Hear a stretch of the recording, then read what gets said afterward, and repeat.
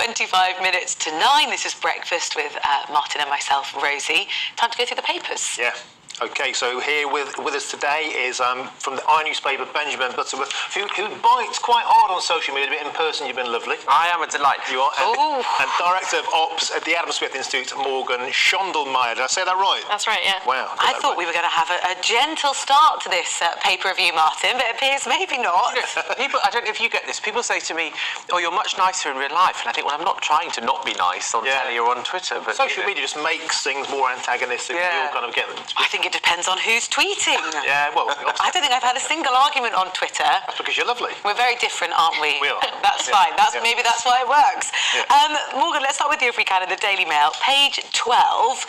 42 Albanians have been flown home. Now, the paper says this is a migrant crackdown. Is it? How effective has it been? So this is one of the first steps we're seeing after Rishi Sunak made his big declaration in Parliament that this is going to be one of his areas of focus. And this is 42 Albanians have been deported. 32 of them were convicted criminals, 6 were failed asylum seekers, and 4 more had other immigration offenses. Yeah. So these are all people being deported. They've gone through the process, and it really just points to the room that there is in the migrant system to actually take care of some of the pressures that we're seeing within the confines of the law and allowing more room for genuine asylum seekers and people who are actually coming to this country to try to escape harms in their native country. So I think this is positive for the government. Hopefully more steps like this, where you are deporting people who have criminal offenses, will bring down the heat on the migrant crisis that we're seeing, and hopefully we can find some more common ground. Interesting how 42 have been sent home out of 11,241 who arrived illegally across the Channel this year. So a drop in the ocean, you would say, Benjamin? Yeah, I mean, I find this whole Albania situation kind of extraordinary because other countries like Germany and most of the ones in Scandinavia have accepted 0 Albanian refugees. So it's not really a question about, I don't know, compassion or refugee status, all those other wider things. They're simply not eligible. They're not from a country of that nature. I mean, I've been to Albania and it is the most boring place I've been in my entire life. So I can imagine they'd want something interesting to do. But it amazes me that we're not able to tackle it more straightforwardly. And I remember before even this crisis emerged in the last 12 months, that for some time Albanian has been the #1 foreign nationality in British prisons.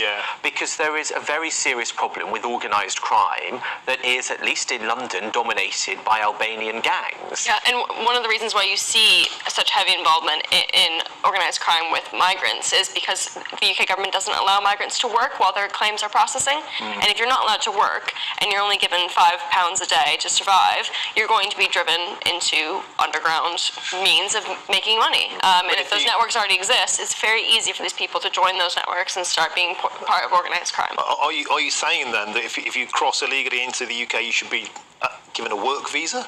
No, not given a work visa. So people who are here and are asylum seekers, while their claims are processing, they're not allowed to earn any money for 12 months. So they're completely dependent on the state while their claims are processing. And these are people with legitimate claims. These aren't people who are crossing over illegally. These are people who are arriving through legal means but are still waiting for their claims to be processed.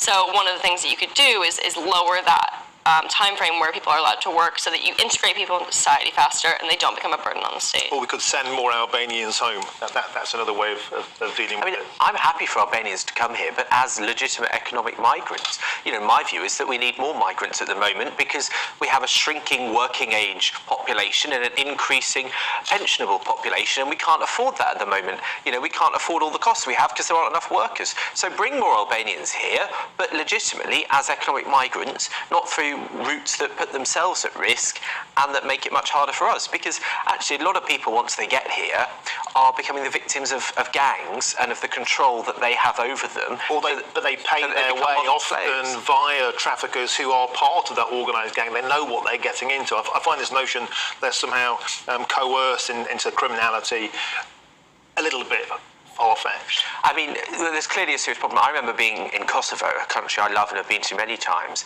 and the first time I went there, someone said to me, a local, he said, "I love Kosovo, but it's full of Albanian drug dealers." And I said, "Oh, it's just like London then. You know, it reminds me of home." Let's move on, shall we? Front page of many of the papers today, we've got Kate Middleton paying a festive tribute to the Queen. When, where, how can we hear it? So it airs on ITV on Saturday evening, and basically Kate, Princess of Wales, now talked about the late Queen and the fact that, in her words, Christmas will feel very different this year. Yeah. She said that while it will feel very different, we can still remember the memories and the traditions that we shared. Take time to slow down and celebrate with family. I mean, you know, it's a sweet message, and I think it will be very odd for a lot of us to see this period, this point in the year, without Her Majesty as part of it. I think it will really drive home that she's gone, because I found myself in recent weeks in the Harry and Meghan debacle suddenly remembering that she's not here. You kind of forget it because it's so unimaginable. Yeah. I mean, I don't know about you, but I still sing God Save the Queen when it comes on. It's just like an instinctive thing that happens, and I know I'm wrong, but actually it feels kind of nice. Yeah, it is strange, but I mean, I'm really looking forward to 3 p.m. on Christmas Day, when we get to see the first King's message. At least for most of us, it'll be the first King's message, and I think, you know, you can only assume that he will mention his late mother in that. I'm sure she'll start. Because we've only had Queen's speeches on television before, because the television wasn't around prior to her. Of course, it wasn't something that she oversaw such a period of incredible change. Yeah. Let's move on to the Times, if we can, Morgan. And there's a story on page 5. Explain this for us. Some fans have sued a movie studio. Why? Yeah, so this is happening in America. Where else would you have such frivolous lawsuits? But if you remember the 2019 movie Yesterday, the plot where... I don't remember that at all. It's a Beatles movie. The main character is the only person in the world that remembers the Beatles. Oh, yes. And so he that one. becomes like a Yeah. star. Exactly. Yes. So in the trailer, they had a different actress featuring. And she didn't make the final cut, but she features heavily in the trailer. And some fans of hers paid $3.99 to rent the movie. And upon finding out that she wasn't actually in the movie, is now suing the company for $5 million in damages. The distress that incurred by not seeing their favorite actress. Well, it was misadvertised to them. That's what they're claiming, that the trailer was misleading.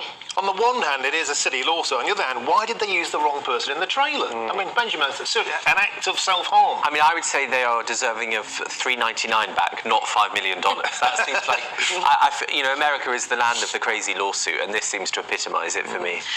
Let's go to the Eye, if we can. Page 23, the Pope's Demons feature. Yes, so the Pope has made his first of his Christmas messages, and this one is to the elite of the Catholic Church. And it interested me because he said that he spoke to them about avoiding elegant demons and the Catholics within the hierarchy of the Church that believe they know better than everyone else and can tell people how to live their lives. And it's sort of a Jesuit dressing down is how one person has referred to this speech.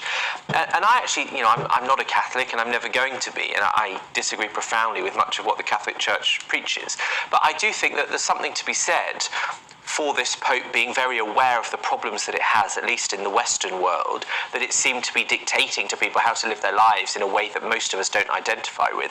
And so I find this a rather refreshing message from Pope Francis. And another refreshing message, Morgan, over to you in the Daily Star, of course, with all the important stories, and they're saying, say no to Dry January to help save the Great British Pub. That's right. They're calling it the Booze It or Lose It campaign, and they encourage everyone to sign up to the Wet January pledge, which says that you will go to frequent your local during January. And this comes off the back of some research done by the British Beer and Pub Association that said that 86% of local pubs are considering shorter hours, closing early, or even just taking days off because they can't afford to keep their doors open with so little traffic and such high energy bills. Are you going to be signing up? I am never a dry January observer, so I will be sticking to my regular observance of January. And do you mind me asking why not? I just don't see the point. Yeah, January. same here. And also, Benjamin, I find that that's when the pubs are nice and empty after the Christmas rush. Have a nice. But do you get that a lot when you go in the pub? It comes nice and empty. But January is. We're getting on so well, weren't we? We're getting on well all You know, morning. there's no month I'd want to be sober less than January. It's miserable enough. You know, I need a glass of wine. I've been trying really hard today to pull up the spirit. That's what I needed from both of you. Morgan, Benjamin, thank you so much for the final time Thank you very much. coming on to review the papers. Have a happy Christmas. You too. And see you in the new year.